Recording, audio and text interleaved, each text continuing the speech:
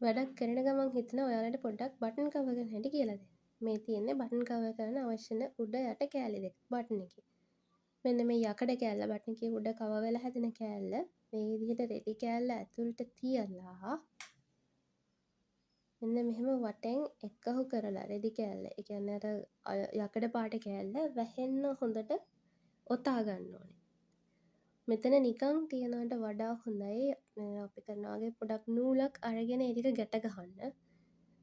මොකද ඔක නිකම්ම අපි කියන්නේ රෙද්දේ වැඩි කෑල්ල කපලා අරිනවා. නිකන් තිබ්බොත් ඔක දිග ඇරෙන්න බලනවා. ඒ නිසා පොඩක් නූලකින් ඔහොම දාලා ඇතුළට ගත්තාම ඒක ගැලවෙන්න බලන ගතිය අඩුයි.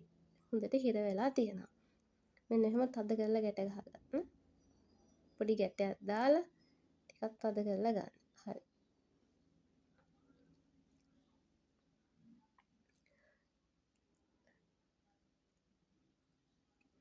ඊට පස්සේ රෙදි කෑල්ල වැඩි හරිය කපලා අයින් කරනවා. දැන් ඔන්න බටන් එකේ උඩ කෑල්ල අපිට හරි. දැන් තියෙන්නේ යට කෑල්ල ගහගන්න. නමුත් එක්ක මේ බටන් එකේ තියෙන යට කෑල්ල මේ ගහපු එකක් තියෙන්නේ. මේ යට කෑල්ල අරගෙන අපි දැන් අර විදි කරලා හදාගත්ත එක දා ගන්න ඕනේ. මේ තියෙන්නේ බටන් හෝල් මැෂින් එකේ කෑලි. ඔය පල්ලෙහාටම යන කූර.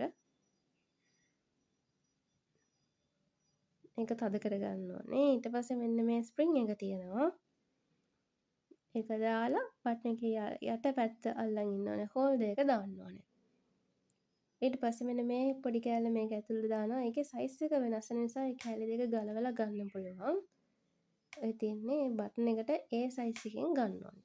ඒවා ගොඩක් වෙලාවට බටන් හෝල් මැෂින් ගන්නකොට ඔයාලට ඒ සයිසස් වලින් ටික ටික දෙනවා. මේ තියෙන්නේ අපි ඇතුළට දාපුවා.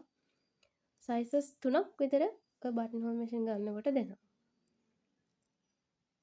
ඔන්න ඒ විදිහට මේ බටන් එක අර අපි කවර් කරගත්ත කෑල්ලට සුදු පාට කෑල්ල දාලා නිකන් අපි හදන්න කලින් ලාවට තද කරගෙන තියාගෙන මේ කෑල්ල ඇතුළට දානවා.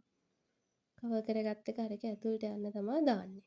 ඔහොම හිමීට අල්ලගෙන තියලා මේකට දාගන්න. මෙතෙන්ට දානකොට කල්පනාවෙන් අර සුදු පාට ඇතුළට දාපු කෑල්ල ඇද වෙන්න දෙන්න එපා. එහෙම වුණොත් බටන් එක ඇදයි. දැන් ඔන්න තිබ්බා. ඇඟිල්ල පරිස්සම් කරගෙන උඩින් හොත්තට තද කරන්න. හොඳ බරක් දීලා තද කරන්න ඕනේ. දෙතුන් පාරක් ගොඩක් මේක තද කරන්න යන්න එපා. ඒ නිසා චප්ප වෙලා ඒ රොටියක් වගේ. එහෙම නැතුව සාමාන්‍ය විදිහකට ගන්න. දැන් ඔන්න ඒක හොඳට ඇතුළට ගිහිල්ලා තද වෙලා තියෙනවා. ඔහොම තමයි බටන් එක කවර් වෙන්නේ. මේ තියෙන්නේ කලින් ටිකක් කවර් කරපුවා. පේනවනේ සුදු පාට කෑල්ල එහා මෙහා වුණොත් ඒ බටන් එක වදින්නේ ඇදේට.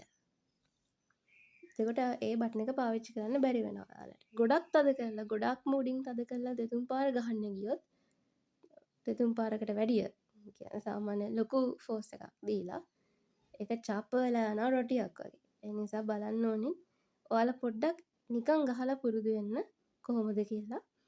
මේක චප්ප කරගන්න නැතුව ගානට ගහගන්න. ඔන්න ඔහොම තමයි තියෙන්නේ. හදපු බටන්ස් ටික හදන්න තියෙන බටන්ස් ටික. ඔන්න මැෂින් එක. ඒක ඇත්තටම ලේසි වැඩක්. පොඩ්ඩක් අතහොරු කරගන්න වෙනවා. එච්චරයි. අපි ගිහින් එන්නම්.